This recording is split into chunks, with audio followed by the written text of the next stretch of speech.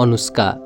उसको नाम मात्र अनुष्का थियो, तर म उसलाई सधैँ अनु भनेर बोलाउँथेँ। अनु र म कलेजको साथीभन्दा पनि ज्यादा दिदी बहिनी जस्ता थियौँ। एक दिनको कुरा हो, अनु र म सँगै खाजा खान कलेजदेखि केही बाहिर निस्केका थियौँ। कलेज नजिकको पसलहरूमा अलि धेरै भिडभाड थियो। मलाई भिडभाडभन्दा अलि एकान्त मनपर्ने भएको हुँदा हामी दुईजना गफ गर्दै अलि परको पसलमा गयौँ। पसलमा पुगेर खाजा खान मात्र के सुरु गरेका थियौँ, अनुको बिएफ अरुण त्यही आइपुग्यो र मलाई धक्का दिँदै मेरै साइडमा बस्यो। मलाई अलि ठिक लागेन। अनि के पारा हो अरुण, राम्रोसँग बस्न पनि आउँदैन क्या हो भनिदिएँ। मेरो कुरा सुनेर अनु हाँस्दै थिए। कलेजको साथी अनि अनुको बोयफ्रेन्ड भएकोले त्योभन्दा अरू धेरै केही बोलिन। एक त त्यो केटा मलाई खासै ठिक पनि लाग्दैन थियो। त्यो कुरा अनुलाई पनि मैले धेरै पटक भनिसकेको थिएँ, तर ऊ मेरो कुरा सुन्ने बित्तिकै ठुस्स परिहाल्थे। पछि पछि त मैले अरुणको कुरा गर्नै छाडिदिएँ, तर पनि उसले भने मलाई सधैँ उनीहरूले गरेका माया झगडाका कुराहरू सुनाइरहन्थे। म पनि सुनिदिए जस्तो गर्थेँ अनि मुसुक्क हाँसिदिन्थेँ। एक दिनको कुरा हो, कलेज बिदा भएपछि हामी यस्तै कुराहरू गर्दै हिँडिरहेका थियौँ। मौसम अलि रोमान्टिक थियो। सिद्ध बाबा र तिनौँ खोलाको खोचुँदै बगेको चिसो हावाले हामीलाई स्पर्श गर्दै अगाडि बढेको थियो। घाम पनि ओझेल परेर उज्यालो पनि आकाशमै गुम्सिएको थियो। क्षितिजबाट लस्करै उक्लिरहेका गरौँला बादलका टुक्राहरू आफ्नै गतिमा अगाडि बढिरहेका थिए। मेरो मन पनि साह्रै चञ्चल छ। सोच्न पुग्छु त्यो बादलको माथि बसेर म जान पाए कति रमाइलो हुन्थ्यो होला है। त्यत्तिकैमा मैले अनुलाई भने, आज हतार हतार गरेर घर नजाउँ है अनु। अनि पानी पर्यो भने ब्यागको छाता पनि ब्यागमै रहोस्, बिस्तारै हिँडौँ अनि पानीमा भिजौँ, मलाई धेरै रमाइलो लाग्छ क्या। यत्तिकैमा अनुले हुँदैन, बिरामी परिन्छ त भन्दै थिए, तर मेरो जिद्दीपनको अगाडि उसको केही सिप चलेन। उसले पनि हुन्छ भने मन एकदमै खुसीले गदगद भयो। गर्मी महिनामा यस्तो मौसम, अनु अनि म, हामीहरूलाई अरू के नै चाहियो र। हिँड्दै गर्दा पानी पनि परिहाल्यो। हामी पानीमा रुच्दै कुरा गर्दै पानीले छ्याप्दै रमाइलो गर्दै फोटा खिच्दै गर्दा समय बितेको पत्तै भएन। हामी सधैँभन्दा अलि ढिला घर पुगियो। पानी परिरहेकोले घरमा कराउँदै हुनुहुन्थ्यो, बिहान छाता लिएर जानु पर्दैन भनेर, तर पनि म चुपचाप बसिरहेँ। अनि त्योभन्दा अरू धेरै केही भन्नु भएन। त्यो दिन त्यसरी नै बित्यो। साँझ खाना खाइसकेपछि एकछिन फेसबुक चलाउँदै थिएँ। फेसबुकले मात्र कहाँ मन भरिन्छ र। फेसबुकको संसार छाडेर म इन्स्टाग्राम, ट्विटर र टिकटकतिर जान्छु, किनकि सबै सामाजिक सञ्जालतिर म उत्तिकै एक्टिभ पनि थिएँ। कलेज लाइफ एकदमै रमाइलो थियो। पछि पछि नयाँ नयाँ साथीहरू पनि बन्दै गए, झन् रमाइलो हुँदै गयो। एक दिन अनुले जिस्काउने पारामा भने, कान्छी तँलाई त अरुणले राम्री लाग्छ, मनपर्छ भन्दै थियो नि, तँलाई पहिलेदेखि नै भनौ भनेको, समय नै नमिल्ने। मैले भने, हेर अनु, मन पराउनु र माया गर्नु दुई फरक कुराहरू हुन्। ऊ मलाई मन पराउँछ होला, म राम्री पनि लाग्छ होला, तर माया त तँलाई गर्छ नि, मलाई होइन। अनि तँलाई थाहा छँदैछ, अरुणप्रति मेरो अरू कुनै चाह नै छैन, एउटा कलेजको साथी मात्र हो। अनि हाँस्दै भनिदिए, पछि तिमीहरूले बिहे गर्यौ भने तेरो जीवनसाथी, मेरो त भिनाजु हो। अनि हामी दुवैजना गलल्ल हाँस्यौँ र एकछिन मौन रह्यौँ। कलेज सकिएपछि घर जाने समय हुन्छ। हामी सँगै निस्किन्छौँ। 5 मिनटको सँगै यात्रापछि हामी छुट्टा छुट्टै जानुपर्ने हुन्छ। म मेरा अरू साथीहरूसँग घर जान्छु भने अनु पनि आफ्ना अरू साथीहरूसँग घर जान्छ। बाटोमा हिँड्दै गर्दा साथीहरूले जिस्काउँथे, के हो कलेजमा त अनु भएदेखि अरू कोही चाहिँदैन त हौ। म पनि के कम, जस्तो प्रश्न त्यस्तै जवाब, हो नि, त्यति मात्र भनिदिन्थे, अरू केही बोल्दिन थिएँ। कलेजमा अर्को दिन सर नआउनु भएकोले गर्दा सबै साथीहरू बसेर चौरमा घाम ताप्दै गफ गरिरहेका थियौँ। यत्तिकैमा सविताले साथीहरू सबै मिलेर कतै टुर या पिकनिक जाउँ न है भनेर भने। नयाँ साथी चिन्ने मौका पनि मिल्छ, रमाइलो पनि हुन्छ। त्यसपछि कुराले अगाडि बढ्यो। कसैले टुर जाम, कसैले पिकनिक जाम, अनि कसैले अलि टाढा जाउँ, कसैले हुन्न यतै नजिकै जाने, यस्तै गफ चलिरह्यो। केही समयपछि टुरभन्दा पिकनिक नै ठिक हुने कुरा भयो। पिकनिकका लागि वनवाटिका जाने सल्लाह भयो। अब इक्जाम पनि नजिकै आएकोले पिकनिकपछि सबैले राम्रो तयारी गर्नुपर्ने सल्लाह पनि भयो। सरहरूसँग कुरा गरेर पिकनिक जाने दिन पनि तय गरियो र केही दिनपछि त्यो समय पनि आयो। सबै रमाइलो गर्दै पिकनिक स्पोटसम्म पुगियो। क्याटरिङ लगेकोले गर्दा किचनतिर कसैले हेर्नु नपर्ने भयो। सबैजना डेक बजाएर नाच्न थालिरहेका थिए। बिहानको खाजा खाने समयमा परिचय कार्यक्रम राखिएको थियो। सबैले पालै पालो आफ्नो परिचय राख्यौँ। कस्तो अप्ठ्यारो हुँदो रहेछ है, आफ्नै साथीहरूको अगाडि गएर आफ्नै परिचय दिनु पनि। त्यसपछि चौरमा बसेर सबैजना गफ गर्न थालियो।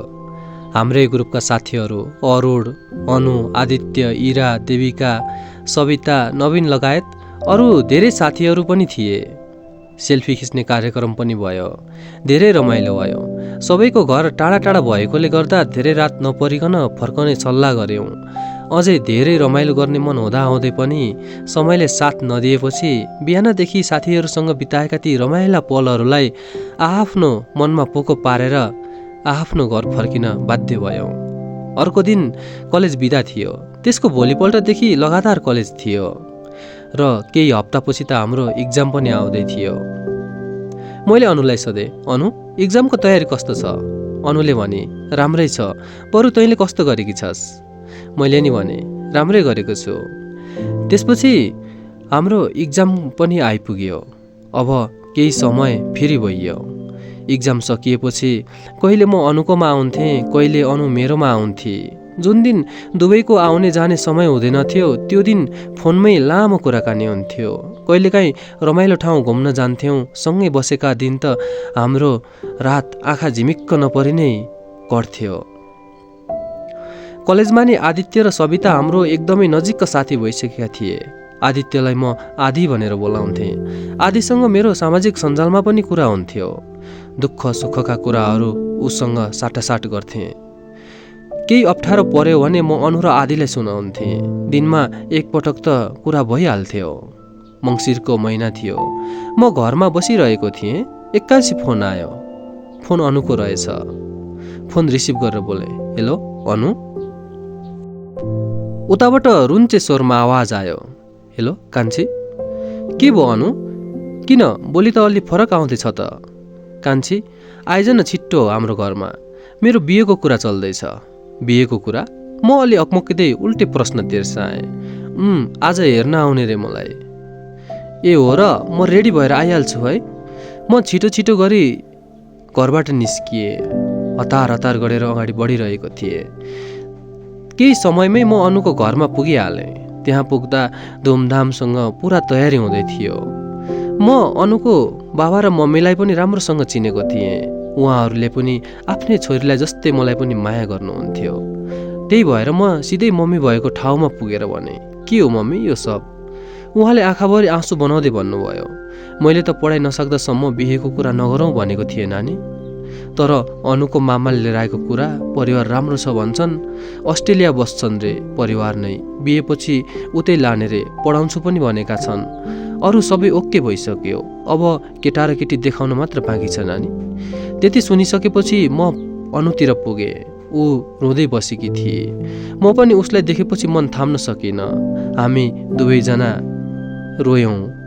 एकछिनमा मामा केटातिरका मान्छे लिएर घर आइपुग्नु भयो। कुराकानी भयो। केटाकेटी देखाउने काम पनि सकियो। उताबाट सबै ओके भयो। यताबाट पनि सबैलाई मन परेकोले गर्दा अनुको केही सिपै लागेन। बिहे हुने पक्का नै भयो। मैले भने, अब अरूलाई के भन्छौ त अनु? अनुले भने, हाम्रो बिहेको कुरा थाहा नदिने। मैले भने, हुँदैन, भन्नु त पर्छ। जे भए पनि तिमीहरू प्रेमी प्रेमिका हौ, अनि खबर गर्ने जिम्मा मेरो भयो। मैले फोन गरेँ। फोनको घन्टी जाँदै थियो। लास्ट घन्टीमा फोन उठाएर बोल्यो, हेलो कान्छी। हेलो अरुण, कसरी चिन्यौ त? पहिलो पटक फोन गर्दैछु म त। योभन्दा पहिले एक दिन अनुले फोन गरेकी थिए नि, त्यसैले। ए हो त है, बिर्सेछु मैले त। अनि कता छौ? एउटा कुरा भन्नु थियो र फोन गरेको नि तिमीलाई। भन न कान्छी, के कुरा हो? म घरमै छु अहिले। अरुण, अनुको आज एक्कासी इङ्गेजमेन्ट भयो। अबको 2 दिनपछि उसको बिहे हुँदैछ।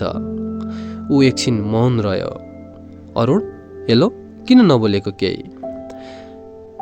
अरुणले भन्छ, यो हुनै सक्दैन, प्रेम त मसँग थियो, खबर पनि नगरी 81 बिहे म यो हुन दिन्न, फोन देऊ न अनुलाई। अनु बाहिर गएकी छ, कुरो बुझ न तिमी, बिहे त फिक्स भइसक्यो भनेर भने। हुँदैन, म यो बिहे हुन कुनै पनि हालतमा दिँदैन, 1 वर्ष कुर्न भन न अनुलाई, होइन भने म छोड्ने छैन।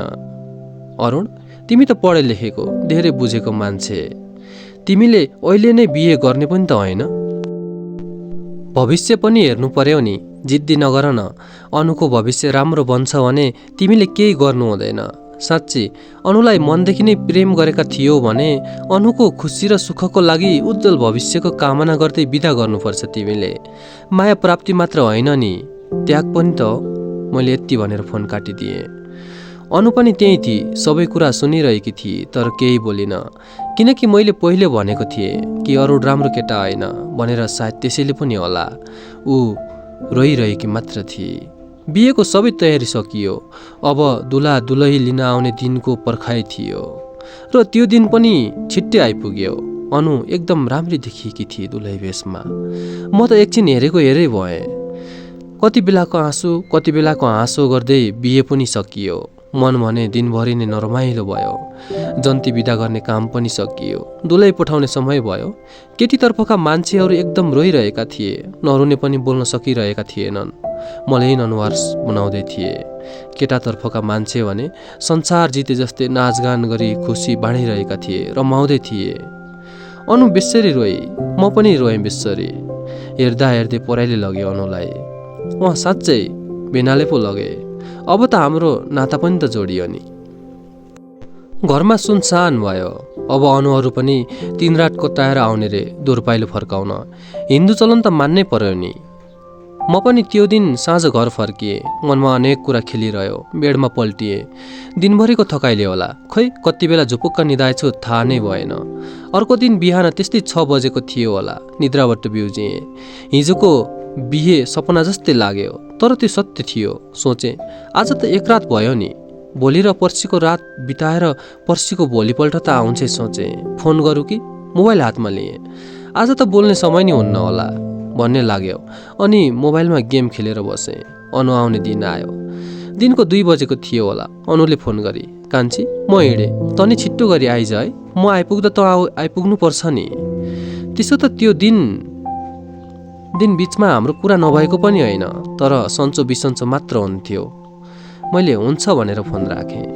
म पहिला नै रेडी परिसकेको थिएँ। त्यो आइपुग्नु पहिले म पुगेर किचनमा मम्मीलाई सघाउन थालेँ। एकछिनमा तिनीहरू आइपुगे। भिनाजुलाई नमस्कार गरेँ। आरामै आइपुग्नु भयो भनेर सोधिहालेँ।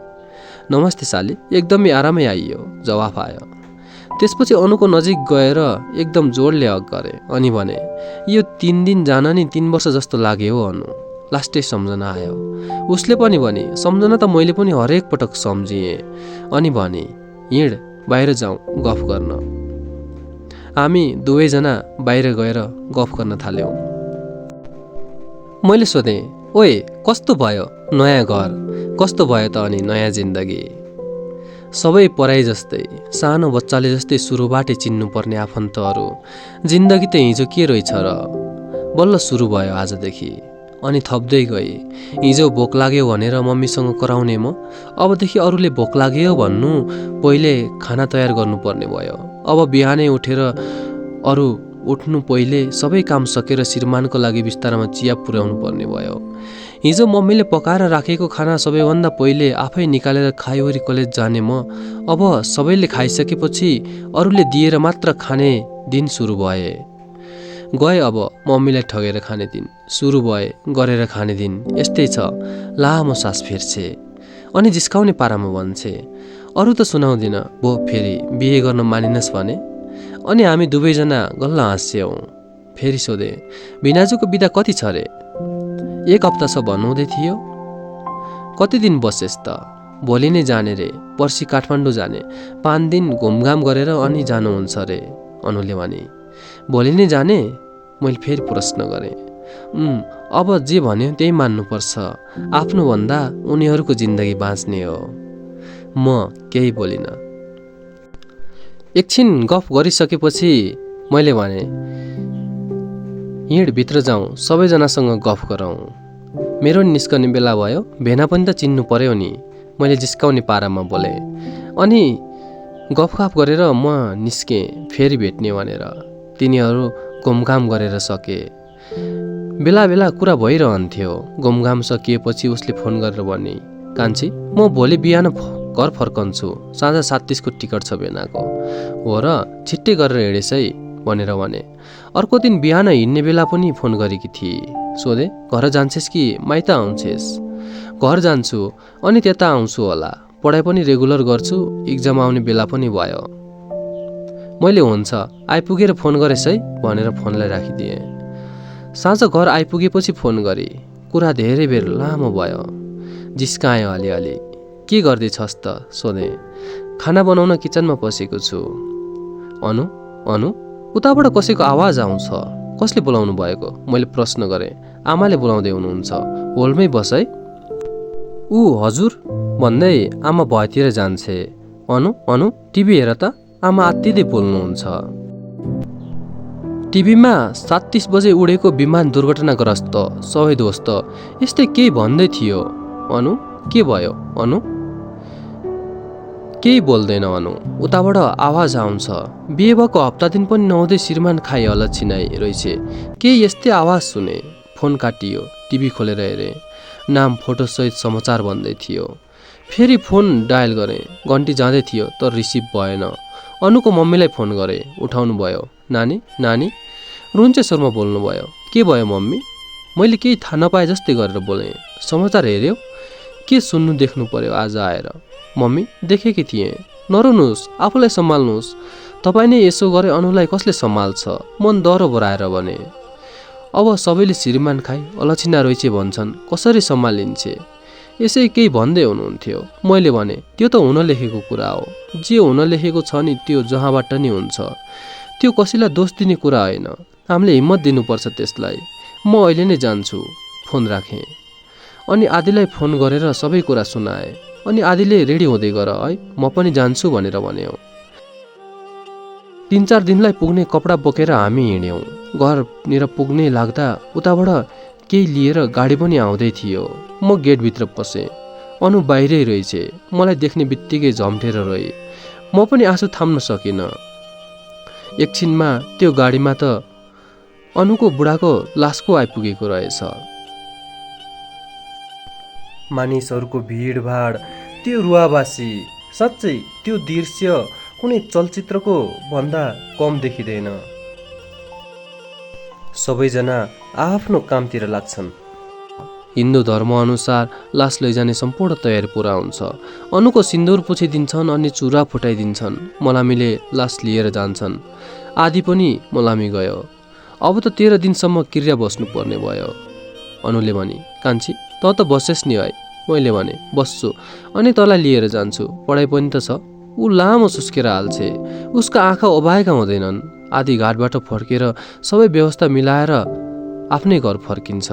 तर म भने त्यहीँ बस्छु। निस्कने दिन पनि आउँछ, काममा सघाउँछु। त्यो दिन मलामी उम्काउने यताउता काम गर्दा नै सकिन्छ।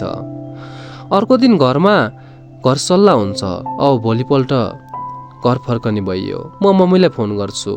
रातभरि गफ गरेर बस्छौँ हामी। कति बेला आँसु झर्छ, कति बेला भविष्यमा के गर्ने सल्लाह हुन्छ। गफ गर्दा गर्दै उज्यालो हुन्छ। ऊ बुहारीले गर्नुपर्ने सम्पूर्ण सरसफाइदेखि लिएर सबैलाई चिया नास्ता खुवाउने काम सक्छे। अनि कोठामा पुगेर निस्कने तयारी गर्छे। निस्कनै लागेका थियौँ हामी।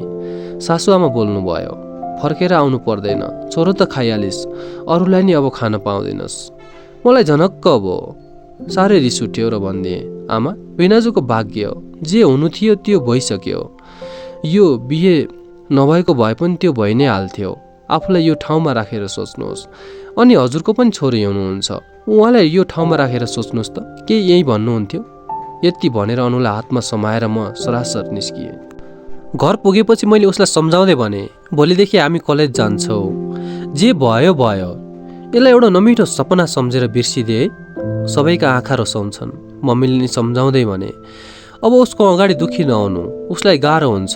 म अहिले जान्छु। भोलि कलेजको लागि रेडी पनि हुनु छ। म यतैबाट आउँछु अनि अनुलाई लिएर जान्छु। यति भनेर म हिँडेँ। अब पहिले जस्तो मिलेर कलेज आउने जाने हुन थाल्यो। आदि मेरो मिल्ने साथी भइसकेको थियो।